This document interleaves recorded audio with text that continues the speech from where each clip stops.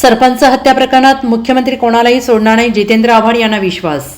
बीडचे मसाजोग गावचे सरपंच संतोष देशमुख हत्या प्रकरणातील फरार आरोपी वाल्मिक कराड हा आज स्वतः पोलिसांना सरेंडर झालाय आणि यानंतर राष्ट्रवादी काँग्रेस शरदचंद्र पवार पक्षाचे आमदार जितेंद्र आव्हाड यांनी पत्रकार परिषद घेतली. त्यावेळी त्यांनी मुख्यमंत्री देवेंद्र फडणवीस यांच्यावर आपला विश्वास असल्याचं म्हटलं. मी सभागृहातही बोललोय, जे चांगलं आहे ते चांगलं आहे, ते स्वीकारतो, पण न्याय होईल की नाही हे मी न्यायाधीश नाही, पण आम्हाला अपेक्षा आहे की ते न्याय करतील. आता सुद्धा जाताना मुख्यमंत्री बोलून गेले की ते एकालाही सोडणार नाहीत. माझी फक्त मागणी त्यापुढे आहे, सरपंच संतोष देशमुख यांच्याबरोबरच परभणीचे स्वर्गीय सोमनाथ सूर्यवंशी यांना देखील न्याय मिळेल अशी अपेक्षा आहे. ती इन्स्टिट्यूशनल मर्डर आहे. मोर्चा निघाल्यावरच न्याय मिळणार असेल तर गोष्ट वेगळी आहे असं जितेंद्र आव्हाड यांनी म्हटलंय. सिव्हिल हॉस्पिटलला शेवटचा फोन कोणाचा गेला हे सर्वांना माहीत आहे. माझ्या तोंडूतून कशाला वदवता. याआधी देखील बापू अंधारे मर्डर प्रकरण मी जयंत पाटील आम्ही लावून धरलं, पण तेव्हा जे SP होते ते ऐकत नव्हते. सत्तेमध्ये नसलं की काय असतं ते आम्ही बघितलंय. सत्तेत होतो तेव्हा क्राईम घडला नव्हता. मागच्या 5 वर्षात जेवढे खून झाले त्या सर्व खुणांचा तपास करा. मृतकांच्या घरच्यांना बोलवा, त्यांना विचारा कोणावर तुमचा संशय होता. अनेक जण सांगितलंय कोणावर संशय आहे. माझ्याकडे एका म्हाताऱ्या बाबाचं पत्र आहे, माझ्या पोराला बुडवून मारलं. आम्ही ज्युडिशियल इन्क्वायरी का मागतोय, कारण त्यामध्ये तुम्ही जाऊन जस्टिसला भेटू शकता आणि सांगू शकता की माझी अशी तक्रार आहे असं जितेंद्र आव्हाड यांनी म्हटलंय. खऱ्या अर्थाने न्याय मिळेल का कोणाला? संतोष देशमुखच्या कुटुंबियांना. परमेश्वर वकील कोण देत आहे? सरकारी वकील संतोष देशमुखच्या कुटुंबियांना विश्वासात घेऊनच देणार. तुम्ही जर स्वतःचा अट्टहास करून तुमच्या मर्जीचे वकील दिले तर कसं काय?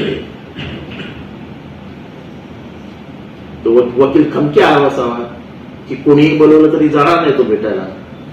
नाही सरकारी वकील आहे, कोणी बोलवलं रे जरा फाईल दाखवले, आपला वकील घेऊन जाते सकाळी फाईल खाली लावायला. ज्यांच्याकडे वेपन आहे त्यांच्यावरती कारवाई करायला सुरुवात केली आहे फडणवीसनी. फडणवीस साहेबांचा याच्यात फार काही हे नाही. ते कधी आरोप म्हणजे मला नाही वाटत की ते सांगतील की त्या याला पकडू नका कोण वाल्मिक. परिस्थिती अशी आहे म्हणजे ते मला समजलं काल का परवा फडणवीसांची DM यांनी मंडळी गेली अपॉइंटमेंट गेली नव्हती. पण आता घुसून भेटलेच असेल तर काय करणार देवेंद्र फडणवीस?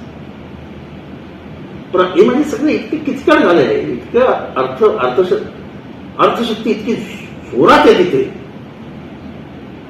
पण मला एवढी फडणवीस साहेबांना विनंती करते की मागच्या 2-3 वर्षामध्ये झालेले सगळे मर्डर चौकशी करा, त्यांच्या कुटुंबियांना बोलवा आणि त्यांना विचारा काय झालेलं तुमच्याबरोबर, तुमचा कोणाशी वाद होता. मग तुम्हाला सत्य समजेल की कुठपर्यंत घुसले, कोणाकोणाच्या जमिनी ताब्यात घेतल्या. ह्या ऍप्लिकेशन सगळ्या एक मर्डर केस तर भयंकर आहे, ती बोलण्यासारखी. मला लाज वाटते ती मर्डर केस बोलायला येते. पण ती महाराष्ट्रातल्या कोण राजकारणी ज्याला माहित नाही. ती बापाला पोरीचा आवाज ऐकवायचा आणि सांगायचं तू तरी गोळी मारून घे नाही तर आम्ही हिला गोळी मारू. वाईट आहे, वाईट. असं महाराष्ट्रात घडत असेल तर आपली पोरगी कशी उद्या आपल्या पोरीबद्दल काय करायचे? इतके निर्धावलेले आणि माजलेले आहेत. दादांनी पावलं उचलत नाही याचं मागचं कारण काय? मंत्रिमंडळात असून असं आहे की दादांनी पावलं उचलली नाहीत किंवा पण दादांनी याचा विचार करायला पाहिजे होता की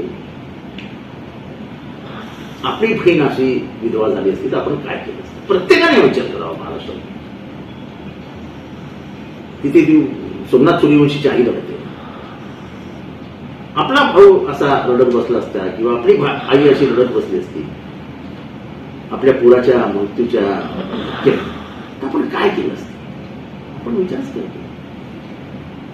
सोमनाथ सूर्यवंशीचं प्रकरण आठवतं नाही केलं आपल्याला? आठवते? लक्षात नाही.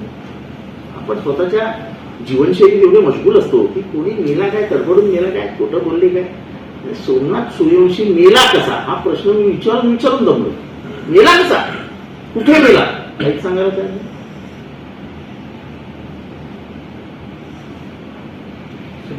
संतोष देशमुख हे BJPचे होते, गृहमंत्री देखील BJPचे आहेत. मात्र तरी सुद्धा या प्रकरणामध्ये असं आहे की